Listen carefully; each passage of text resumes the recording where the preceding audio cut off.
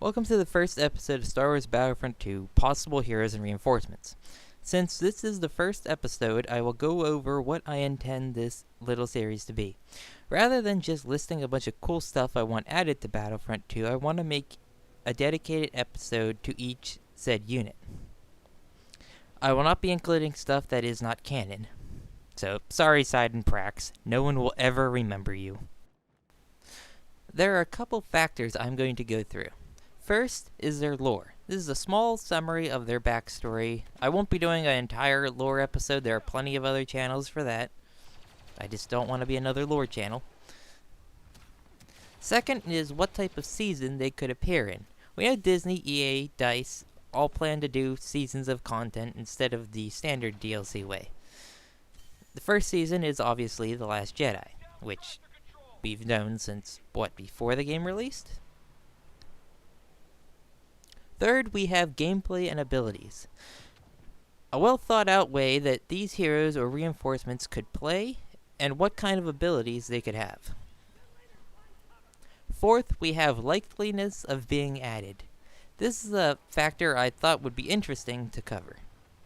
How likely would they be added? It will be a number out of 10. So like 6 out of 10, 7 out of 10. Just an easier way to understand. Now that we know how each episode will work, let's get into our first hero. Well, really villain. Commander Bragh. I'm guessing not many of you have ever heard of Commander Bragh. He was created for the mobile game Star Wars Uprising made by Kabam Studios. This is their only Star Wars game.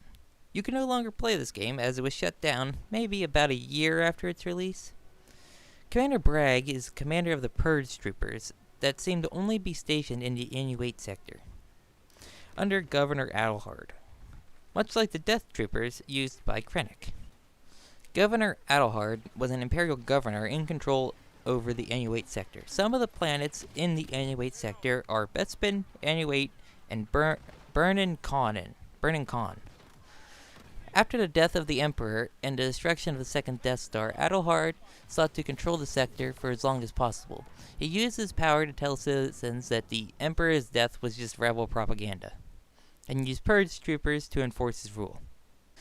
Though that little lore snippet was more about Adelhard than Bragh, Bragh makes the better hero to be added, as Adelhard is more of just a figurehead and not really a combat person. So that's why I chose Bragh, because he is actually a unit that can be turned into a hero. For what season Commander Bragh could appear in, well, that's kind of hard to say. If they decide to do an Anoat Sector DLC, well then yeah, put him in. He makes perfect sense. Other than that, I can only see him in something maybe Outer Rim themed. Maybe if they want to add an Imperial hero, they'll probably add a bounty hunter like they did with the Outer Rim, the first Battlefront or Battlefront 2015. They could add him in maybe just to have a hero season, like they just add a bunch of minor heroes. That'd be kind of interesting. Not sure. We don't know what kind of seasons we're getting after The Last Jedi. Probably a Han Solo season with the Han Solo movie. But other than that, I can't really tell you what kind of season he'd appear in, as, you know, he's only from one game. So his abilities and general gameplay. Commander Bragh uses a Gatling-type weapon, much like the Heavy's Sentry ability. He also has extremely heavy armor on, so his general gameplay would definitely be a tank-style hero that can take damage and dish it out, but would be very slow to get around the battlefield. Now, onto his abilities. Fortunately, he is already a boss in a game, so we can directly take abilities from Uprising. From the Uprising boss fight, at least. Now, you might disagree with these, you might be in favor of them. You can all tell me in the comment section. Now, I have watched several videos of his boss fights, so I think I got 3 abilities for him that will work within Battlefront 2. They might not, like I said, tell me down in the comment section. On the left bumper, we have Rocket Launcher. Much like the launcher used by the Jump Troopers, Bragh pulls out a rocket launcher to do AoE explosive damage.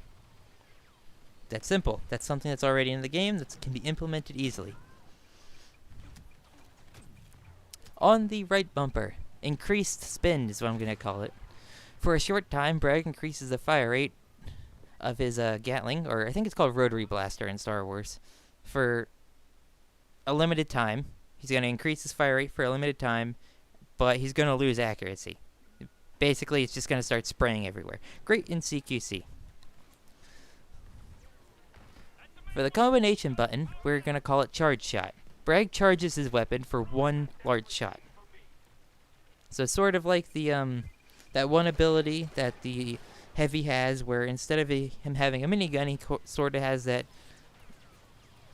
one shot that comes out that's like real powerful and explosive, but it's real slow. You know, he launches like 5 or 6 of them instead of like blah, blah, blah. You get what I'm saying. So yeah, all stuff that's in the game, as we know, Adelhard uses, or not Adelhard, Bragg uses that type of weapon. So, yeah. You know, this is everything I came up with watching his boss fight. His Purge Troopers seem to be very flame-based, however, but him not so much. He tends to just use his rotary Gatling gun.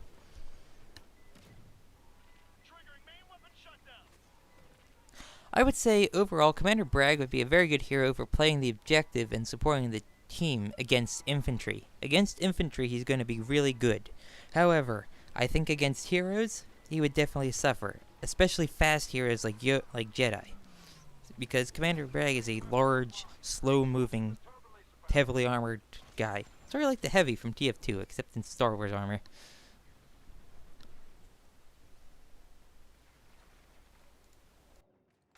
Now on to likeliness of him being added to the game.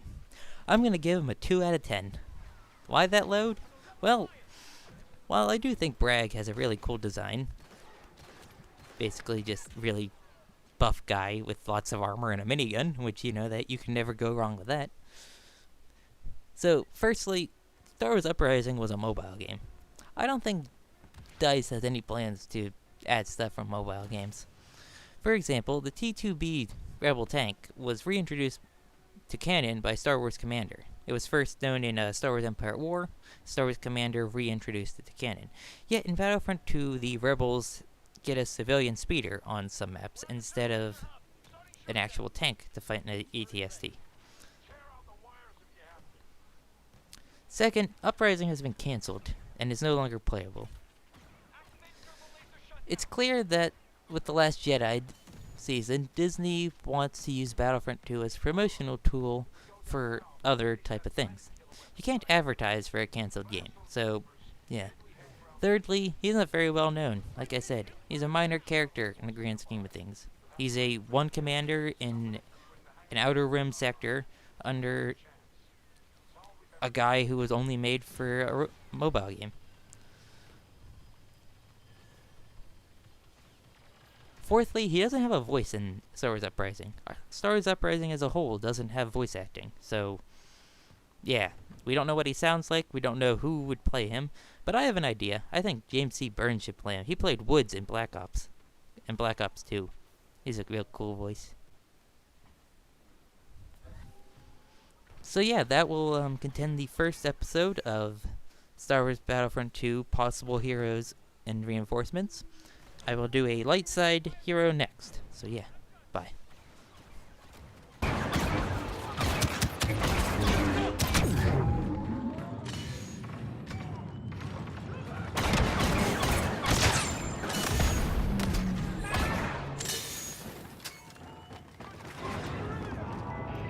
Bringing hangar controls online! Should buy some time.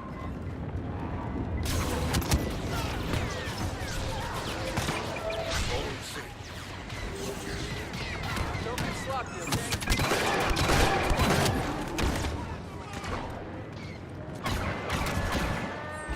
For the Rebel Alliance!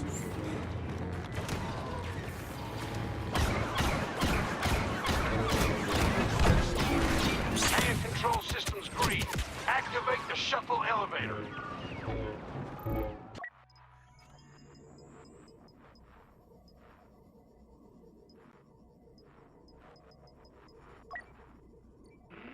Working on the elevator now! get the job done. It's our only way off this station.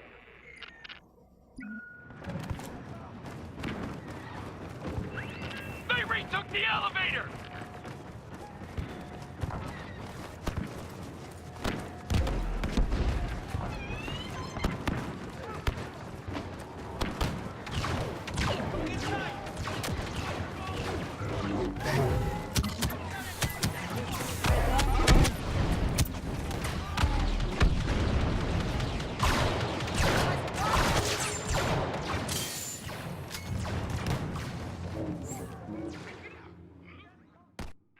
Shuttle is ready for launch. Heading over with a squad to join up. We took losses, but those who live, live because of you.